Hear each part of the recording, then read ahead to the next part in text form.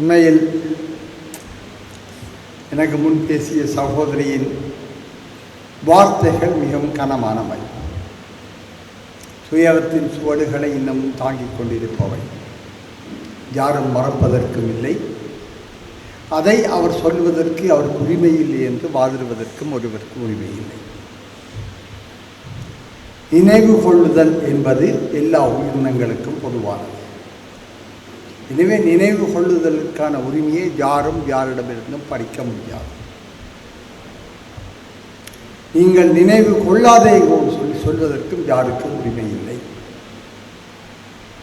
எனவே நாங்கள் சகல விடயங்கள், நன்மை தீமைகள் யாவற்றையும், எங்களுடைய வாழ்க்கையில் நடந்த இன்ப துன்பங்கள் யாவற்றையும் நாங்கள் நினைவு கொள்கின்றோம். அதில் மனித மனங்கள் சில பேருக்கு நிரம்ப நல்ல விடயங்களை ஞாபகத்தை கொண்டு வரும், சில பேருக்கு நிரம்ப துன்பமான விடயங்களை கூட ஞாபகத்தை கொண்டு வரும். நான் 2 விடயங்கள் அல்ல 3 விடயங்களை நான் மையப்படுத்தி சுருக்கமாக பேசலாம் நினைக்கிறேன். முதலாவது, இந்த பதாகையில் இருக்கும் வார்த்தை. அந்த வார்த்தைக்கு போகும் முதல் நான் உங்களுக்கு ஒரு விடயத்தை சொல்ல வேண்டும். வடமாகாணத்திலிருந்து முஸ்லீம் மக்கள் வெளியேற்றினதை வெடிகொளுத்தி கைதட்டி கொண்டாடிய தமிழர் என்று சொல்லி ஒருவருமே இல்லை.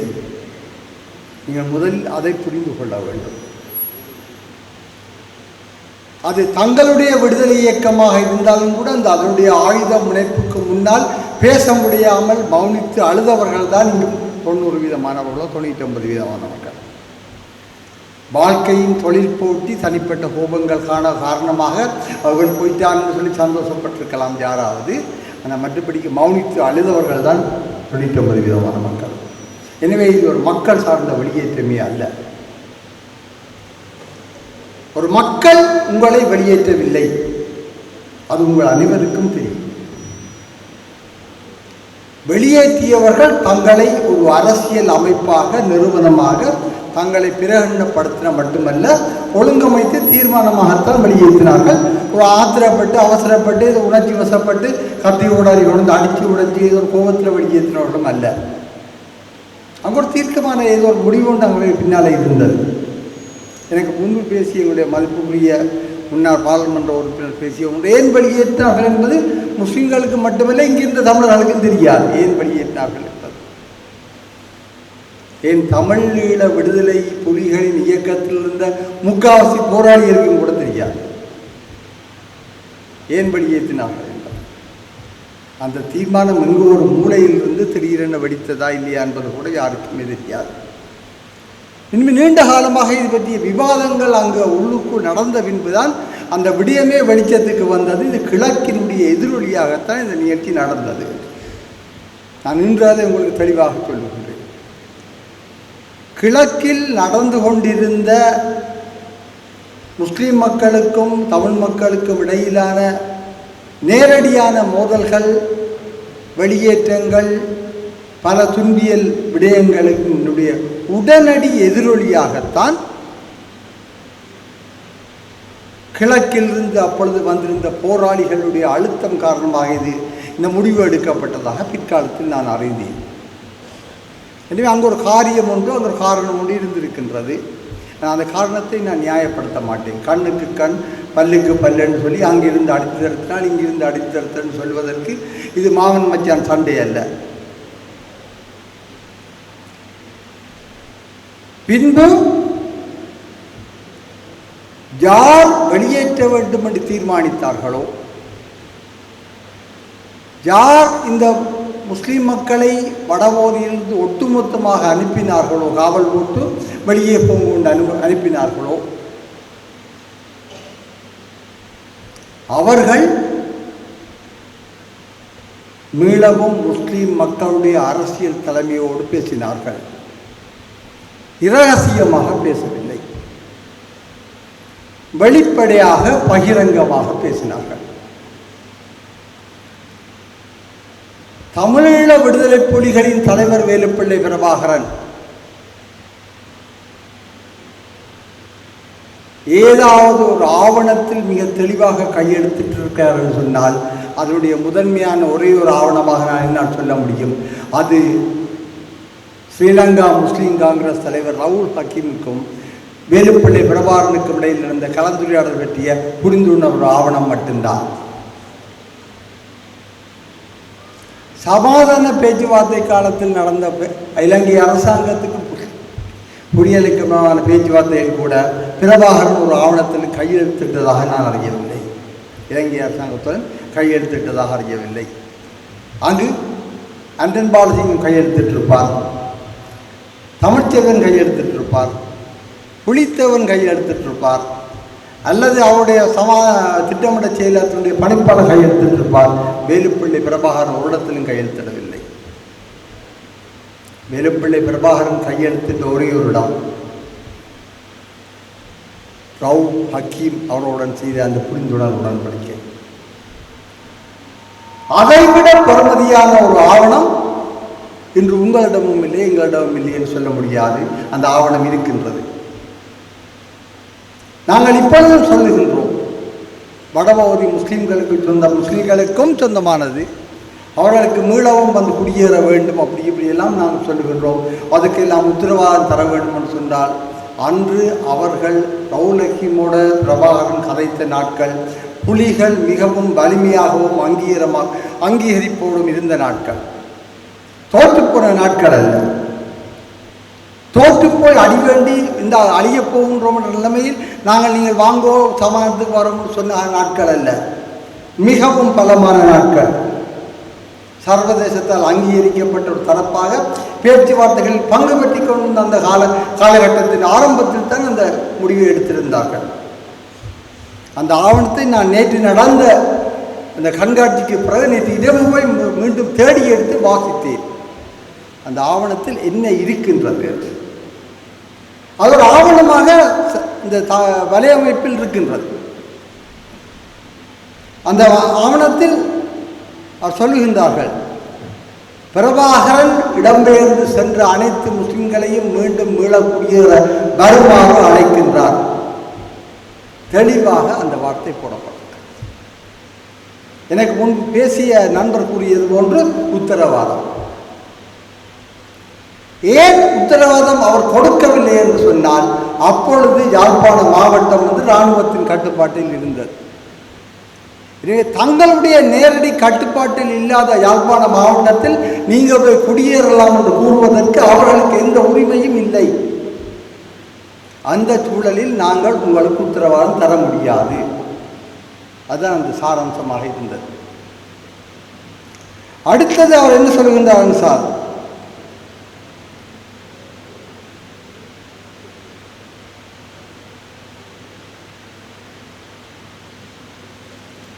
நான் ஆங்கிலத்தில் வாசித்து விட்டு திருப்பி தமிழில் உங்களுக்கு சொல்லுகின்றேன்.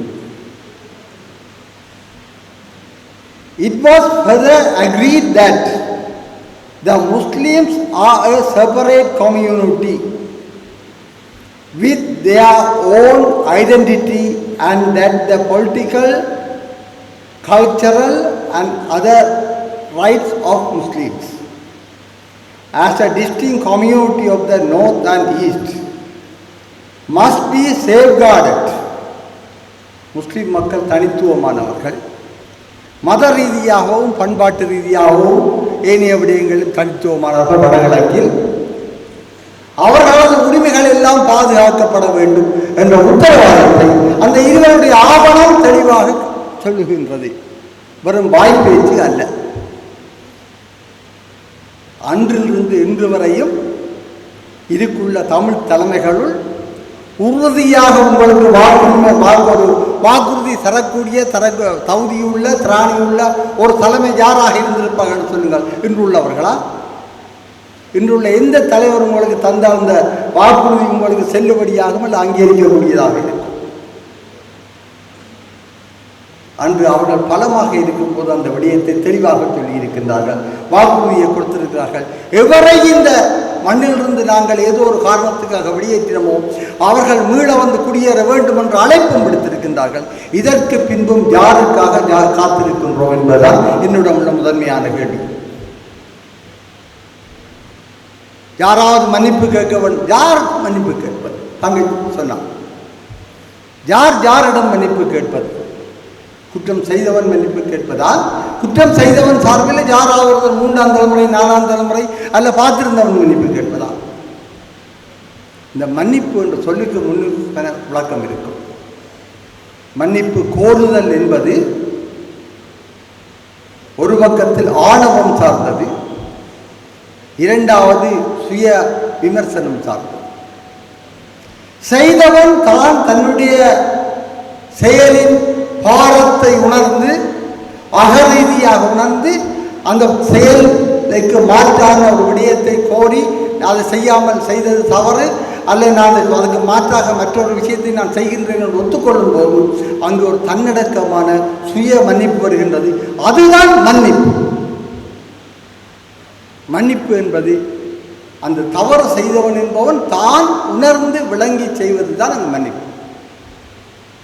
நீ என்னிடம் மன்னிப்பு கேட்க வேண்டும்,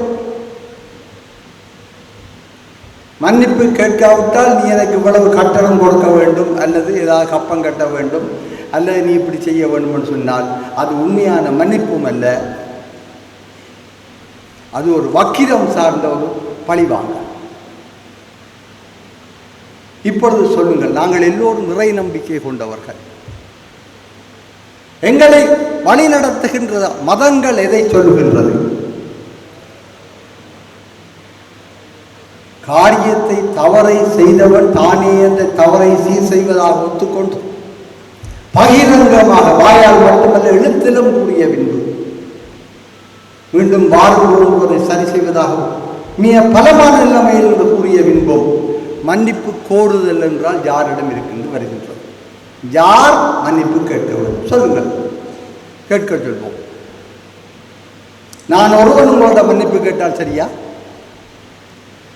90ஆம் ஆண்டு இங்கிருந்து முஸ்லீம் மக்கள் வெளியேறின பிறகு அதற்கு பிறகு நான் தென்னிலங்கைக்கு போகும்போது என்னை கண்ட இந்த ஒரு முஸ்லீம் ஆளும் வந்து நீங்கள் தானே ஜாப்பானிய இலங்கையில் சிரத்தி போட்டீங்க கதைக்காரங்க ஓடுமோடு யாராவது என்னை நோக்கி கை நீட்டவில்லையே. அல்லது நான் வீதியில் தெருக்களில் புத்தளத்தில் அல்லது கொழும்பில் அல்லது வவுனியாவில் கண்ட எந்த ஒரு முஸ்லீமிங் கண்டு உங்களைத்தானே நாங்கள் விரட்டிட்டு உங்கள்கிட்ட பெருமை பேசவில்லையே. நாங்கள் அவங்களை கட்டி அணைத்து அழுவோம். எங்களுடைய பேச முடியாத மௌனித்த அந்த நெருக்கடி கண்டு அழுதோமே தவிர நாங்கள் ஒரு நாளும் அதையிட்டு கோவப்படவும் இல்லை, நீங்கள் அப்படி கோவப்படவும் இல்லை. எனவே இது மக்களுக்குமான போராட்டம் அல்ல, ஒரு அரசியல் சார்ந்த ஒரு நிலைமையிலே எடுக்கப்பட்ட விஷயம். அதை நான் நியாயப்படுத்த மாட்டேன். என்னன்னு சொன்னால் என்னை பொறுத்தவரை சொல்லுவேன், அதை முஸ்லீம் மக்களா, தமிழ் மக்களா, சிங்கள மக்களாக இருந்தாலும் சரிதான், ஆப்பிரிக்க மக்களாக இருந்தாலும் சரிதான், அமெரிக்க மக்களாக இருந்தால் ஒரு மனித சமூகம் ஒரு நிலத்தில் நீண்ட காலமாக வாழும்போது அந்த மக்களை அந்த விருப்பத்திற்கு மாறாக பலவந்தமாக அவர்களது வாழ்விடத்திலும் வாழ்வாதார புலத்திலிருந்தும் அகற்றுவது என்பது அடிப்படை மனித உரிமை மீறல் மட்டுமல்ல, அடிப்படை உயிரினங்கள் மீதான மீறல். ஒரு குருவி கூட்டை கூட பிரிப்பதற்கு எங்களுக்கு உரிமை இல்லை. அந்த குருவி கூட தப்பி போக வேண்டும், ஓடி செல்ல வேண்டும் என்பதற்காக. எனவே இதில் மனித உரிமைகள் என்பது அனைவருக்கும் உரியது. யாராக இருந்தாலும், அது முஸ்லீமாக இருந்தாலும், தமிழனாக இருந்தாலும், சிங்களவர்களாக இருந்தாலும் கூட, அல்லது வேறு யாராக இருந்தாலும் கூட, அவர்கள் பாரம்பரியமாக கூடு கட்டி வாழுகின்ற நிலத்திலும் அவர்கள் கிழங்கு போட்டு சீவித்து மண்ணிலிருந்தும் அவர்களை விரட்டுவதற்கு யாருக்கும் உரிமை இல்லை. அதை சரியென்று வாதிடுவதற்கும் யாருக்கும் தௌரியும் இல்லை. அதை நியாயம் என்று ஏற்றுக்கொள்ளவும் முடியாது. சில வேளைகளில் இன்றைய உலகம் சொல்கின்ற சட்ட புத்தகங்கள், ஐநாவின் சாசனங்கள், நாங்கள் கூறுகின்ற நாங்களும் நீதி தேடுகின்றோம். ஜெனீவாவுக்கு போய் நீங்களும் சொன்னீர்கள் மனித உரிமை புத்தகங்களில் இப்படி சொல்லியிருக்கின்றது, ஆணைக்குழுவில் அப்படியெல்லாம் சொல்லியிருக்கின்றது.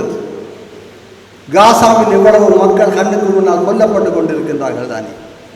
இந்த ஐநாவுடைய சாசனமும் மனித உரிமைகளும் குழந்தைகள் உரிமைகளும் சிறுவர் உரிமைகளும் பாரம்பரிய மக்களின் எங்கே போனது?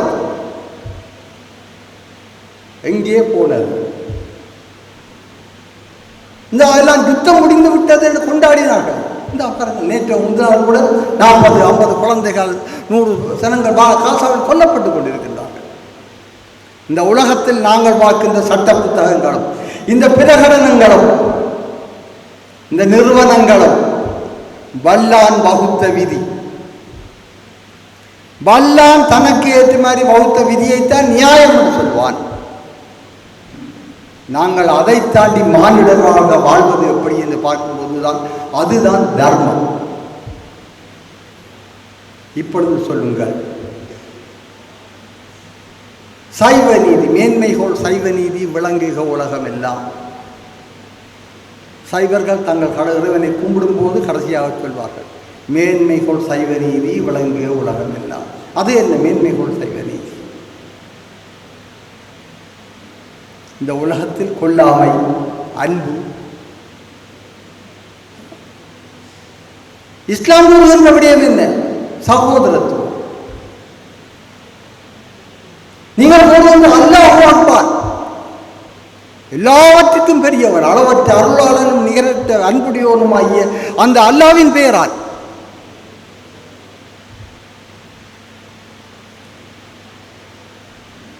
தென்னாடுடைய சிவனை போற்றி எந்நாட்டவருக்கு நிறைவா போற்றி.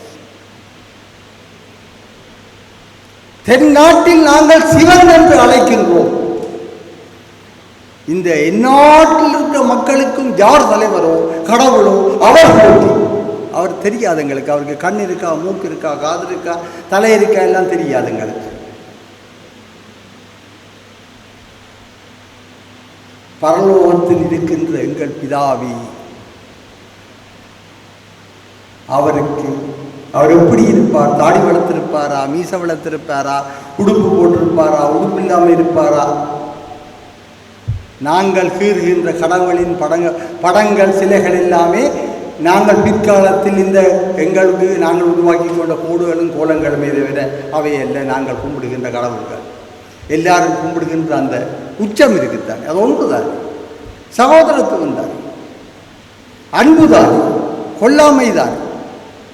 நாங்கள் அந்த நிலையிலிருந்து ஏன் எங்களால் இணைய முடியாமல் இருக்கின்றோம்? ஏன் பரஸ்பர சமயத்தை புரிந்து கொள்ள முடியாமல் இருக்கின்றோம்? சமயத்தை புரிந்து கொள்வதில் கூட நாங்கள் வேலி கட்டி வைத்திருக்கின்றோம். நீ இந்த சமயம் அந்த சமயத்தை புத்தகத்தை படிக்காதேன்னு சொல்லி தெரியுமா உங்களுக்கு? வேலி கட்டி வைத்திருக்கின்றோம். பண்பாடுகளை புரிந்து கொள்வதில் வேலி கட்டி வைத்திருக்கின்றோம். நாங்கள் எங்களை சுற்றி நிரம்ப வேலிகள் கட்டி வைத்துக் கொண்டு பிறகு நாங்கள் மனிதர்கள் என்று சொல்லுகின்றோம். நாங்கள் மனிதர்களே அல்ல. நாங்கள் இந்த லேபிள்கள் போடப்பட்ட என்னும் ஒரு மாதிரிகள், அவ்வளவுதான். எனவே தான் நான் சொல்லுகின்றேன், நீங்கள் சுருக்கமாக சொல்லுகின்றேன். மன்னிப்பு கோருதல், மன்னிப்பு கொடுத்தல். மன்னிப்பு கொடுத்தல் பெருந்தன்மை. ஒரு பெரியவன் தன்னிடம் அல்ல ஒரு சாதாரண இயற்பில் பாருங்கள். நான் எழும்பி நடந்து வரும்போது அந்த எனக்கு பக்கத்தில் இருந்த சகோதரருடன் உடம்பில் என்னுடைய கால் தட்டுப்பட்டு விட்டது என்று வச்சு கொள்ளுங்களேன். 3 விடயங்கள் நடக்கலாம். ஒன்று, நான் தட்டுப்பட்டது தெரியாமலோ தெரிஞ்சோ நான் இந்த வடல எழும்பி வரலாம். அவருக்கு மனதில் ஒரு சின்ன தாக்கம் இருக்குது. பாரு, இந்த ஐயா தெரிஞ்சுதான் தட்டி போட்டு போட்டேன் என்று நினைக்கலாம், தெரியாமல் தட்டி போட்டு போயிட்டேன்னு யோசிக்கலாம். தெரியாமல் தட்டி போட்டு போயிட்டேன்னு நினைத்தால் அது அவர்களுடைய பெருக்கும் தன்மை. தெரிஞ்சுதான் தட்டி போட்டு போட்டேன்னால் இந்த பையன் பக்கத்தில் நான் வயதான 4 பேர் பார்க்காம போய், நான் பையன் இல்லை சொல்கிறேன், பார்க்காம மதிக்காமல் போயிட்டேன்னு சொல்கிறது ஒன்று. இல்லை, நான் திரும்பி தட்டிட்டேன்னு தெரிஞ்ச விட குனிஞ்சிட்டாங்க சொரி என்று போட்டு நான் அப்படியே வாரேன். இந்த சொறி என்று சொல்லுகின்ற வார்த்தை இருக்குல்ல, ஆங்கில வார்த்தை. நீங்கள் உங்களுடைய இதயத்தை தொட்டு சொல்லுங்கள். நீங்கள் எங்காவது யாரிடமாவது சொல் சொல்லி இருந்தால் உங்கள் ஆழ் மனதிலிருந்து மன்னிப்பு கேட்டீர்களா, அல்லது நுனி சொண்டால் மன்னிப்பு கேட்டீர்களா? சொறி என்பது அந்த நேரத்தை அந்த கணப்பொழுதை கடத்துவதற்காக நாங்கள் பாவிக்கிற வார்த்தை. தட்டி சாரி என்று போயிடும். ஆனால் நான் அந்த கணம் சொல்லாமல் ஐயா மன்னித்துக் கொள்ளுங்கன்னு சொல்லி நான் அவருடைய காலை தொட்டு மன்னித்துக் கொள்ளுங்கன்னு கேட்கும்போது அங்கு ஒரு என்னுடைய ஆழ்மனத்திலிருந்து அந்த பாவம் வருகின்றது. அவரிடம் ஒரு பெரிய மனுஷத்தோடு ஏற்றுக்கொள்கின்ற தன்மை வருகின்றது. அவர் சொல்லக்கூடாது காலில் தட்டிட்டு போயிட்டு நான் இப்போ திரும்பி போய் இருக்க போயிருக்க, நீ காலில் தட்டி நீ மன்னிப்புகள் இதில் என்ன மன்னிப்பு கேட்காது, மேடையில் போய் நின்று மன்னிப்புகள் எல்லாரும் கேட்கக்கூடிய மாதிரி இந்த ஐயா காலில் நான் தட்டி போட்டேன் மன்னிச்சு கொள்ளுங்க. அப்புறம் அவர் அங்கே இருந்து வந்து நான் மன்னித்தேன். அப்படியா? இந்த மன்னிப்பு கொடுத்தல், மன்னிப்பு கோடுதல், மன்னிப்பு பெறுதல், இந்த வார்த்தைகளை கையாளுவதில் நிரம்ப சங்கடங்கள் இருக்கின்றன. தனி மனிதனுடைய அகம்பாவம் இந்த மன்னிப்பு என்ற சொல்லோடு ஒட்டி இருக்கின்றது. இந்த மன்னிப்பு என்று சொல்லி நான் சொன்னேன், இந்த இப்படியான விடயங்களை போடும்போது ஏன் சில வேளைகளில் எங்களுடைய தமிழ் தேசியவாதிகளாக கடுமையாக இருக்கின்றவர்கள் அதற்கு உடன்படுகின்றார்கள். இல்லை என்றால் அங்கே இந்த அகம்பாவம் என்கின்ற விடயம் அந்த மன்னிப்பு என்ற சொல்லோடு ஒட்டி இருக்கின்றது. எனவே நாங்கள் நீண்ட தூரம் கடந்து போக வேண்டும். அடிப்படையில் நான் சுருக்கமாக கூறக்கூடியதுதான், இலங்கை தீவு பல தேசிய இனங்கள் வாழுகின்ற ஒரு தீவு. பல இன மக்கள் ஒரு வேரிலிருந்து வெடித்து வந்தவர்கள். 2500 வருஷத்துக்கு முன்னுக்கு விஜயன் வந்த காலத்தில் இருந்து நாங்கள் தான் இந்த நாட்டின் மூதாதையர்கள் என்று சொன்னவர்கள், முதற்குடி மக்கள் என்று சொன்னவர்கள், நாங்கள் தான் இந்த நாட்டின் சொந்தக்காரர் என்றவர்கள். இலங்கை தீவில் 1,50,000 வருடங்களுக்கு முன்பு மனிதன் வாழ்ந்தான் என்ற தொல்லியல் ஆய்வின் ஆராய்ச்சிகளை அவர்களது புத்திஜீவியல் கண்டுபிடித்த பிறகு இப்பொழுது என்ன சொல்கின்றார்கள்? அவர்களா முதல் வந்த குடியர் சொல்லுங்கள் பார்க்கலாம். 1,50,000 வருடங்களுக்கு முன்னுக்கு இலங்கையில் இந்த மனிதனுடைய ஆதி மனிதன் வாழ்ந்ததற்கான ஆதாரங்கள் விஞ்ஞானபூர்வமாக நிரூபிக்கப்பட்டிருக்கின்றது.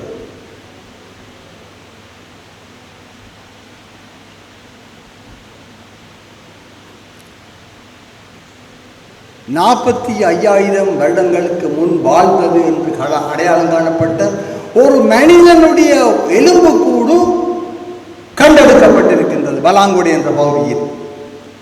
இப்பொழுது சொல்லுங்கள், யார் இந்த தீவுக்கு முன்னுக்கு வந்தவர், யார் பின்னுக்கு வந்தவர்? 2500 வருஷத்துக்கு முன்னுக்கு வந்த நாங்கள் மூத்தகுடி, 250 வருஷத்துக்கு மேல் பிரித்தானியர் உழைக்கிறதுக்காக கூட்டிட்டு வந்த நீங்கள் வந்தவர் குடி. அப்படியா? இந்த உலகத்தில் அனைவரும் வந்தேறக்கூடியல் தெரியுமா? அறிந்திருக்கின்றோமா? இந்த உலகத்தில் அனைவரும் வந்தேறக்கூடியல். எங்கோ 2 ஆப்பிரிக்க தேசத்தின் முனைகளிலிருந்து மனித இனம் பரவி கொண்டு போனதாகத்தான் இன்று விஞ்ஞானம் கண்டுபிடித்திருக்கின்றது.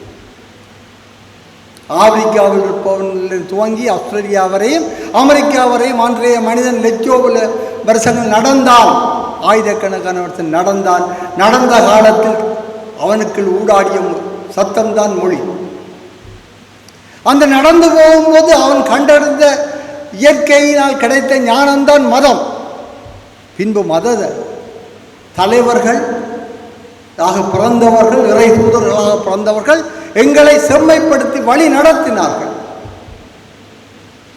அதனால்தான் நாங்கள் இன்று மனிதர்களாக குறைந்தபட்சம் இருக்கிறோம். ஆனால் எல்லாம் ஒரு வேரிலிருந்து தான் வந்தது. இப்பொழுது நாங்கள் ஏன் சிதறி கிடக்கின்றோம் என்று சொன்னால், வக்கிரம் பிடித்த மனநிலையா? இந்த தீவு எங்களுக்கு மட்டும்தான் சொந்தம். நீங்கள் எல்லாம் வந்தோருகுடி, நீங்கள் வேற்று மதம் வேற்று மொழி இப்படி சொன்னவர்கள். விஜயம் வந்த காலத்திலிருந்தான் நாங்கள் மூத்த குடியன் சொன்னவர்கள் இப்பொழுது சொல்லுகின்றார்கள், ராவணன் தான் எங்களுடைய பெரும் தந்தை. சிங்கள பேராசிரியர் புத்தகமே எழுதியிருக்கின்றார். ராவணன் தான் பெருந்தந்தை. அண்மையில் ராவணனுடைய 12 விமானங்களை தேடி இலங்கை முழுக்க ஆய்வு செய்கின்றார்கள். ஏன்? ராவணனை கொண்டாடுவதற்காக. தாங்கள் எத்தனையோ ஆயிரம் வருஷங்களுக்கு முன்னுக்கு வந்தவர்கள். நாங்கள் என்னத்தை புரிந்து கொள்ள வேண்டும் என்றால், எதனை ஞாபகம் வைக்க வேண்டும், எதனை ஞாபகம் வைத்திருக்க கூடாது, எதனை நினைவு பெருக்கோடு வைத்துக் கொண்டு உறவாட வேண்டும் என்ற விடயங்களில் எங்களிடம் ஒரு தெளிவு இருக்க வேண்டும்.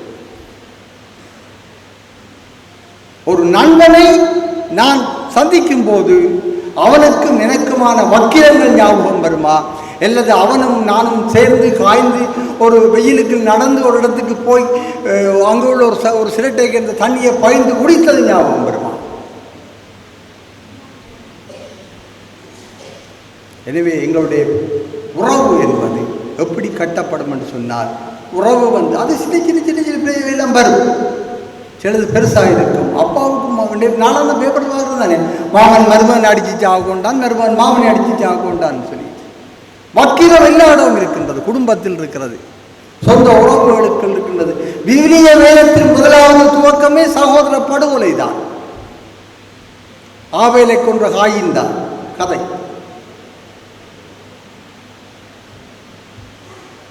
எனவே நான் சொல்லுகின்றேன்,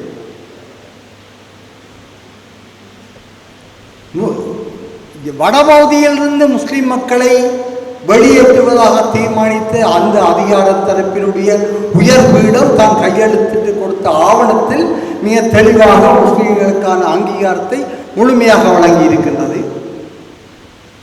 அவர்கள் மீள திரும்ப வேண்டும் என்று அழைப்பு விடுத்திருக்கின்றது.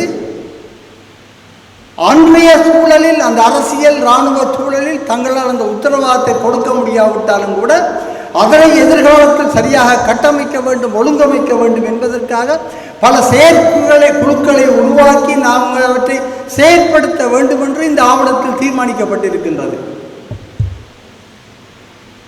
ஸ்ரீலங்கா அரசாங்கமும் இலங்கை அரசும் பேச்சுவார்த்தை நடத்தும் போது எதிர்காலத்தில் முஸ்லீம் தரப்பையும் ஒரு தரப்பாக சேர்க்க வேண்டும் என்ற விடயத்தையும் கூட இந்த இடத்தில் பதிந்திருக்கின்றது. அவர்களால் உருவாக்கப்பட்ட அவசர கால புனர்வாழ்வு புனரமைப்பு செயலகத்தில் ஒரு தமிழ் அலுவலர், ஒரு முஸ்லிம் அலுவலர், ஒரு சிங்கள அலுவலர் அங்கு பணியாற்றினார்கள். இணைப்பாளர்களுக்கு கூட எல்லா ஆயுதங்களும் உள்வாங்கப்பட்டிருந்தது.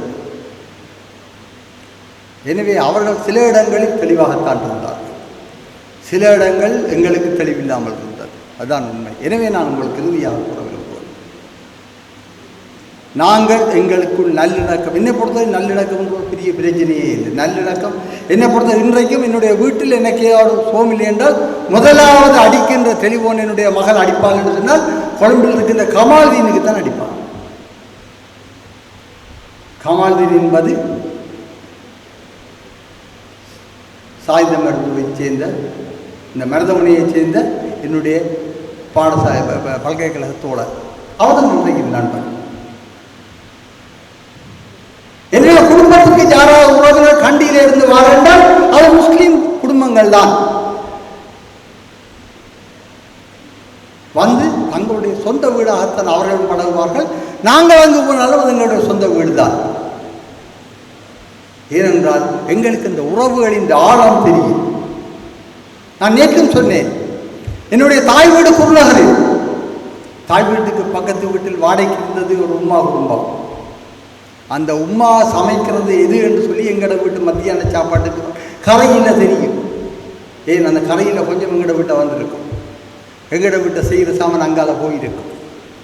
அதான் உண்மை. இன்றும் எல்லாரும் அப்படித்தான். ஒரு தமிழனும் ஒரு முஸ்லீமும் மற்றவனை கண்டு ஒரு கோபம் பாராட்டினம் கிடையாது. எல்லாரும் பழைய உறவாகத்தான் இருக்கின்றோம். இன்றும் எல்லாரும் அப்படித்தான். இங்கு எங்கு எல்லாமே உருப்பெருக்கி பார்க்கப்படுகின்றன என்று சொன்னால் இந்த அரசியல் வில்லைகளினால், வாக்கு வங்கி அரசியலுடைய வில்லைகளினால், அல்லோட தெளிவற்ற குழப்பத்துக்குள்ளால் தங்களை, அந்த அம்மா சொன்னாவே நாங்கள் ஷாப்பிங் பேக்கோடு வரையிலேண்டு, ஆனால் அன்னைக்கு நான் ஷாப்பிங் பேக்கோடு வந்து சொப்பன சுந்தரமாக மாறியவங்க நிறைய பேர் இருக்கிறேன். அது உங்களுக்கு தெரியும்.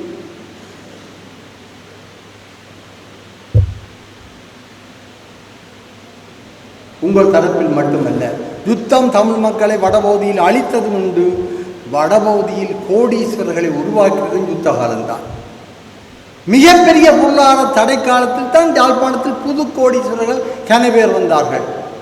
ஏன் பொருட்களை கடத்தியும் கள்ளச்சந்தை வைத்தும் வந்தவர்கள் இருக்கின்றார்கள். எல்லா வாய்ப்புகளும் இருக்கின்றன. எனவே நான் சொல்லுகின்றேன், இந்த இரு இனங்களுக்கும் இடையில் சமரசம் என்றதில் உண்மையாக தனிப்பட்ட முறையில் எங்கள் யாருக்குமே இல்லை. ஆனால் சமூகங்களாக சிந்திக்கும் போது இரண்டு சமூகங்களுக்கிடையில் கடந்த கால கசப்பு பற்றிய ஒரு ஆத்திரம் இருக்கும். எங்களுக்கு இப்படி செய்து போட்டார்கள். ஒரு அவநம்பிக்கை இனம் இருக்கும். எந்த அளவுக்கு அவர்களை நம்பி போவது என்று அவநம்பிக்கை இனம் இருக்கும். இந்த ரெண்டின் காரணமாக ஒரு பயம் இருக்கும். இந்த ஆத்திரம், அவநம்பிக்கை இனம், பயம், இந்த மூன்றும் எங்களை விட்டு அகலாத வரைக்கும் எதுவுமே சாத்தியம். இந்த மூன்றும் எப்பொழுது அகலும் என்று சொன்னால், எந்த விதமான மறைமுக நோக்கங்களும் இல்லாமல், மனதில் கனவு இல்லாமல் நாங்கள் அமர்ந்திருந்து எங்களுடைய அனைத்து பயங்களையும் சொல்ல வேண்டும், அனைத்து சந்தேகங்களையும் கேட்க வேண்டும், அனைத்து ஆத்திரங்களையும் ஆதங்கங்களையும் கொட்டி தீர்க்க வேண்டும். வாக்கு வங்கி அரசியலில் தங்கியிருப்பவருக்கு முன்னால் கேட்டால் அவர்களுடைய மண்டைக்குள்ளே இருப்பதே அடுத்த எலெக்ஷனில் எப்படி வெல்றது என்றது மட்டும்தான். எனவே அவர்களுக்கு கங்கால போகாது. அதை மீறி நாங்கள் எல்லோரும் சமூகமாக இருக்க வேண்டும். எல்லோரிடமும் ஆத்திரமும் இருக்கும், எல்லோரிடமும் அவநம்பிக்கை இருக்கும், எல்லோரிடமும் பயமும் இருக்கும். இந்த மூன்று நிலை மற்ற நிலை ஒன்றுக்கு நாங்கள் உருவாக வேண்டும். அதற்கு தேவையானது உண்மை. உண்மையை நாங்கள் பேச வேண்டும். நான் நம்புறதை வெளிப்படையாக சொல்றதுக்கு எனக்கு துணிவில்லாமல் தான் நான் இருக்கின்றேன். அண்மையில் திருவண்ணாமலையில் மாகாண சபை பற்றிய கூட்டத்தில் என்னுடைய நண்பர், இஸ்லாமிய நண்பர் வந்து பேசினார். முதல் முறை ஒரு அரசியல் கூட்டத்தில் வந்து பேசுவதாக சொன்னார். நான் ஏன் பயம் இல்லாமல் பேசு, உங்களோட மனதில் என்ன இருக்கோ அதை பேசு, வேறோட பற்றி கவலைப்படாது, நான் இங்கே இருக்கிறேன் பக்கத்திலே. அவர் சொன்னார், எங்களுக்கு கிழக்கு மாகாண முஸ்லிம்களுக்கு ஒரு ஆதங்கம் இருக்கு. இலங்கையில் ஒரு மாகாணத்திலேயாவது நாங்கள் சீஃப் மினிஸ்டராக வரமாட்டோமா? அந்த வாய்ப்பை எங்களுக்கு கிழக்கு மாகாணம் தந்தது. எனவே நாங்கள் அந்த வாய்ப்பு எங்களிடம் இருக்க வேண்டும் என்று ஆசைப்படுகின்றோம் என்றேன். நான் சொன்னேன், நண்பா, நீ சொன்னது மிக நேர்மை. நீ தான் முதல் முறையாக உள்ளத்தை திறந்து வாயை திறந்து சொல்லியிருக்கின்றாய். அவர் தெளிவாக சொன்னார், நான் திருவண்ணாமலையில் 42% முஸ்லீம்கள் இருக்கின்றோம், அம்பாறையில் 48% இருக்கின்றோம், மட்டக்களப்பில் 30-32% இருக்கின்றோம். எனவே நாங்கள் எதிர்காலத்தில் பெருகும் போதாவது கிழக்கு மாகாணத்தில் தான் எங்களுக்கு ஒரு வாய்ப்பு கிடைக்காது.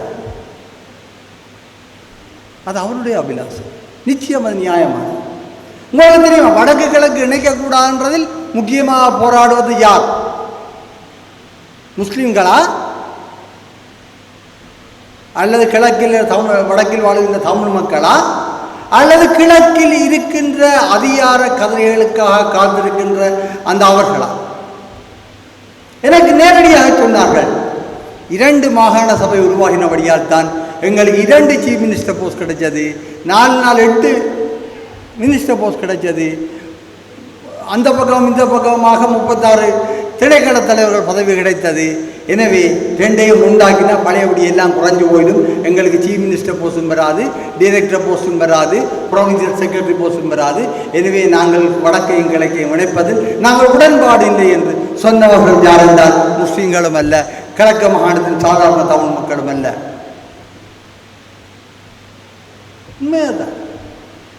இன்றும் இந்த அரசாங்க கதிரைகளில் நான் அந்த சேவையில் இருந்த நான் 4 நூற்றாண்டுக்கு மேலா அண்ணன் எப்ப சாவான் திண்ணை காலி ஆகும் என்று சொல்லி காத்து கொண்டிருக்கிற மரபு தான் இங்கே இருக்கின்றது.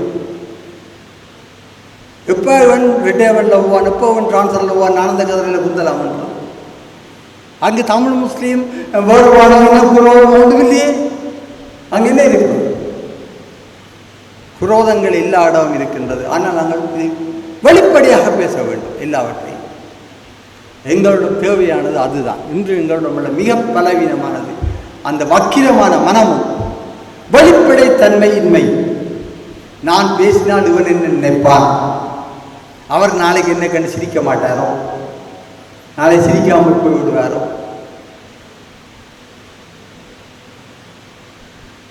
எனவே நான் இறுதியாக கூறக்கூடியதான், பெருந்தன்மை என்பது மன்னிப்பு கோருவதில் அல்ல, இல்லை மன்னிப்பு கொடுப்பதிலும் அல்ல, மன்னிக்க வேண்டும் என்று கோரிக்கை விடுவதிலும் அல்ல.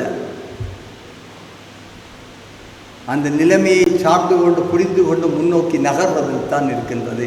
நன்றி, வணக்கம்.